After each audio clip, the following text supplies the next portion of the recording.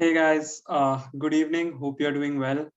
So in this video, I just wanted to, showcase you some coding, or how coding can add value to our lives. So over time, I have realized that the world is becoming more and more digital, right? And technology is transforming lives at such a rapid pace that, human mind can't even catch up, and coding is becoming more and more important, and I will go to the extent of saying it's most important today. So it gives you, like, really it gives you freedom. Like, coding can help you create products from scratch, do things at scale, automate stuff. It can help you really, live a remote life where you're working from a country A for country B. It can help you create another income source with this, which is non-linear in time. Essentially, you won't be exchanging your hourly effort to get that amount of money.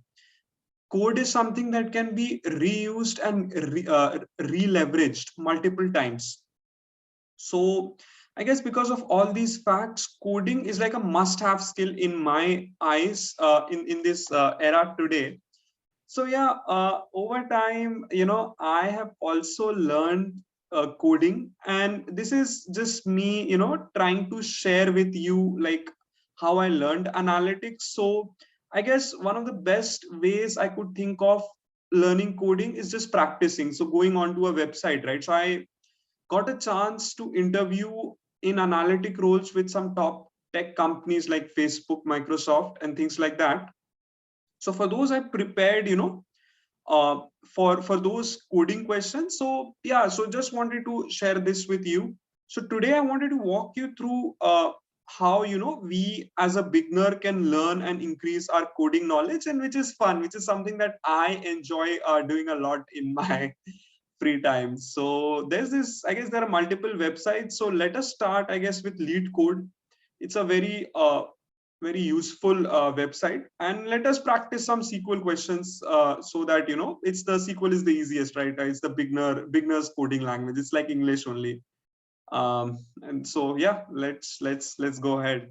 Let me first search on my laptop. uh, okay, yeah, let me start sharing my screen. Yeah. So let me keep this at the top. Yeah. So as you can see, I am in the databases section of Lead Code. It has tons of problems on algorithm, congruency, and things like that. Algorithms is pretty important, as you know, right? Like, it is really, this is the crux of any backend website and web server. So I'll go to the databases, I guess, for this, since I'm more analytics focused. So let me just pick up one, two questions, walk you through it, and that way you guys can get some experience as well, like, what it feels. So maybe start with duplicate emails. Since we are talking about web, let's talk about emails. Okay. By the way, did you know you could create a email system end to end using coding as well? So let me go. So this website loading is JavaScript again, which is coding. Okay, let's go for this question. Let me stop ranting. So duplicate email, the question is, okay, write a SQL query to report all duplicate emails. That's a straightforward one. So essentially there is this database which has ID and emails. We just need to report duplicate emails. So if you look in this example, this is the duplicate email.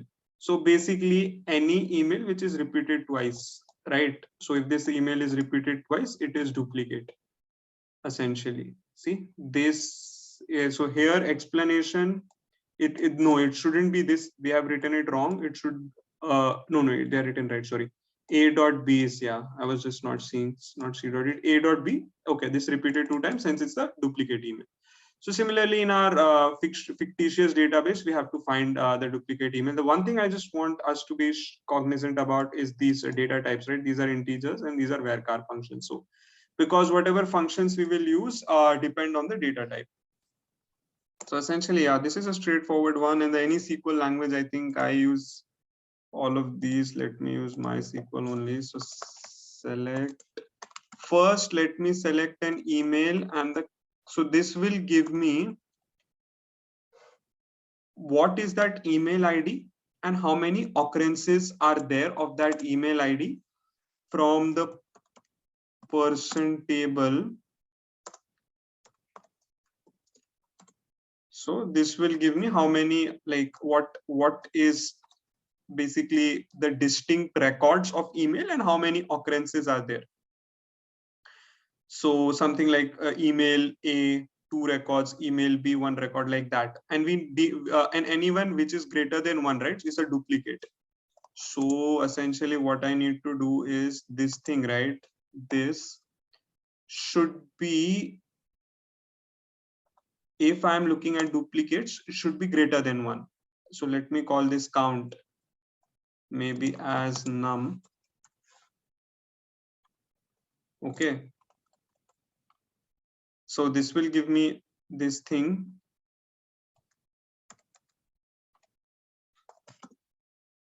From, let me name this table as A, and select num from this table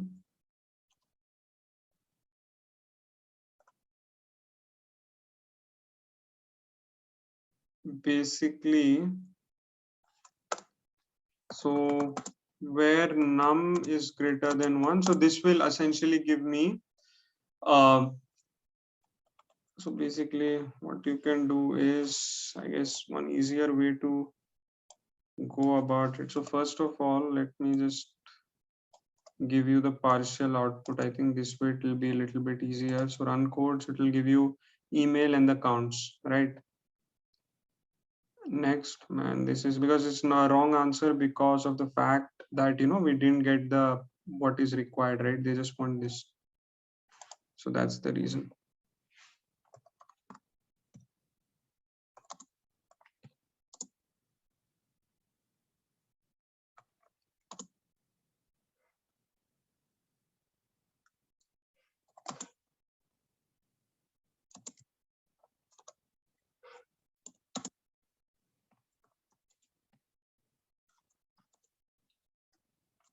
So this will give us the correct answer.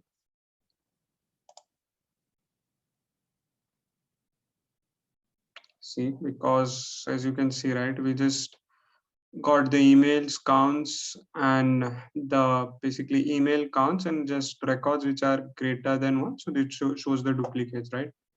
So let us go to some other question, I guess.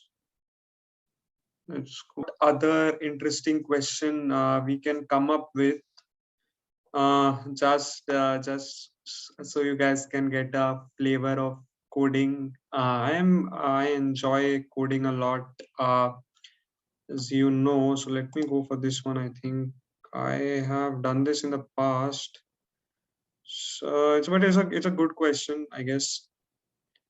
Illustrate a good concept. So this basically is saying that employees, we need to find the employees who earn more than their managers, right? So this table, employee table, has records of the employee ID, their salary, and the manager ID as well. But we need to also understand the fact that employee will have manager and manager will have another manager, because it's a custom hierarchy, right? So whenever such hierarchies exist, we use a self join. So self join is nothing but just we join the table with itself. So it's asking for, you know, employees who earn more than their managers, right? Interesting dynamic, which is never happens in practice. But anyways, it's asking for this. So yeah, we'll calculate this. But another good question here could be, you know, who are the basically who's the CEO of the organization. So if the question is like who is the CEO, then we will look at those ID maybe where the manager ID is null, because the CEO doesn't report to any manager, or the ID equals to the manager ID, that would be the CEO, right? So, but for this case, it's straightforward. Let's do what is requested. Just one thing we need to make sure that we understand, the output looks like this. Got it. So it's select. We have to select the name, right? From the, just have to select the name of the employee who is earning more than his manager. Oh man, sorry, it should be table name.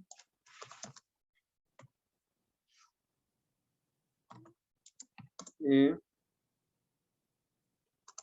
We just need to join this table by itself. So by joining this table, right? So what I'm doing is, let's say this record, right? If I join this table by itself, so I just want this information and this information in one row. So this information I'm appending here so that I can directly compare salary here with here and choose the appropriate record. Again, this is the name of the employee and the manager.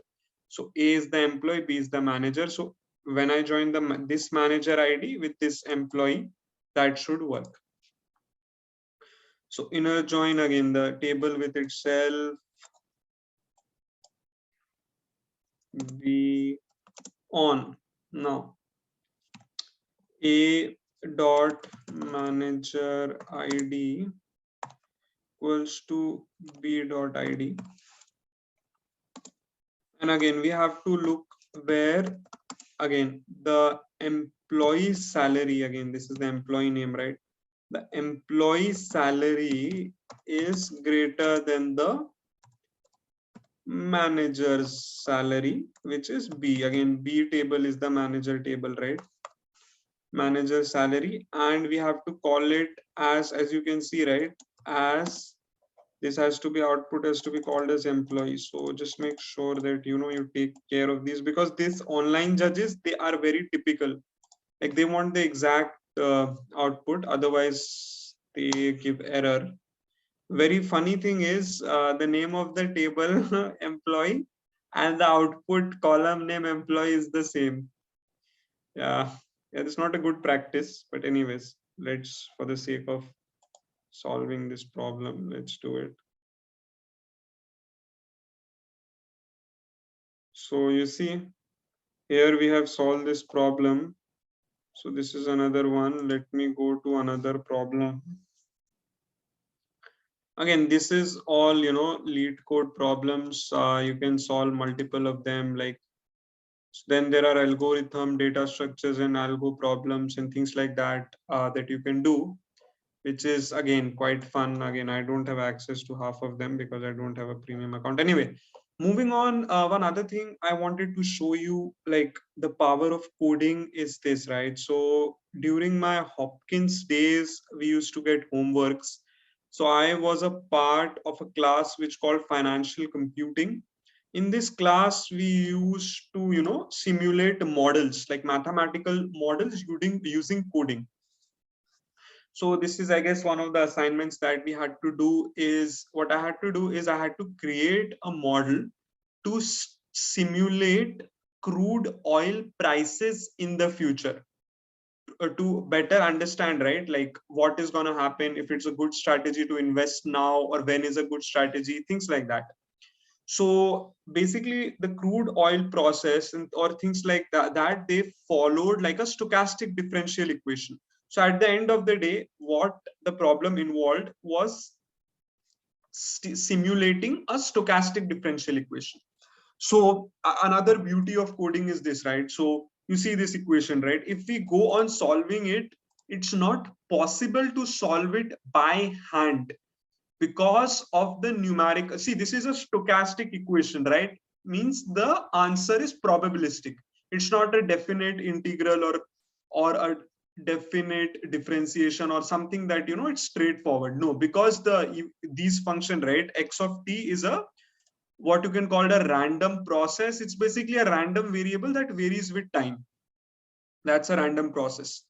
So basically, this is something that we want to simulate in real time, right? And get answers. So again, there is this mathematical solution using Monte Carlo method, which is again like Monte Carlo method at its very base. Think of it like simulating, right? You take certain standard conditions and simulate a scenario, another standard condition, and you simulate a scenario. Similarly, like that, you do a lot of simulations. So again, this is the mathematical solution, but it's not a closed solution, right? So you won't get an answer for this. So to simulate things like that, right, we can write code. So this is the code I guess I wrote in my homework. So yeah, this is something that you can write. So this is basically where I try to model the crude oil prices, and essentially you can see, right, that this is like basically we can model a very complex mathematical equation so easily using coding. So this is, I guess, the true leverage to true power of coding per se. So it can help us, not only make our lives easier, but also solve some very hard mathematical problems in an easy way. And again, I think, in the era that we live in, knowing coding is pretty critical, and I am really passionate about it. And finally, just as a side note, the website that you are reviewing now is made using JavaScript, HTML, and CSS, right? So if you are a business, or if you want to create a website for your business, you want to create an e-commerce store, anything you can create with coding so quickly, so fast. It's so amazing, man. So I guess this is my rant on coding, and I hope you guys enjoyed it and this video motivated you a little bit to do coding. I personally like it a lot, and I'm trying to learn more and more as I go forward in life.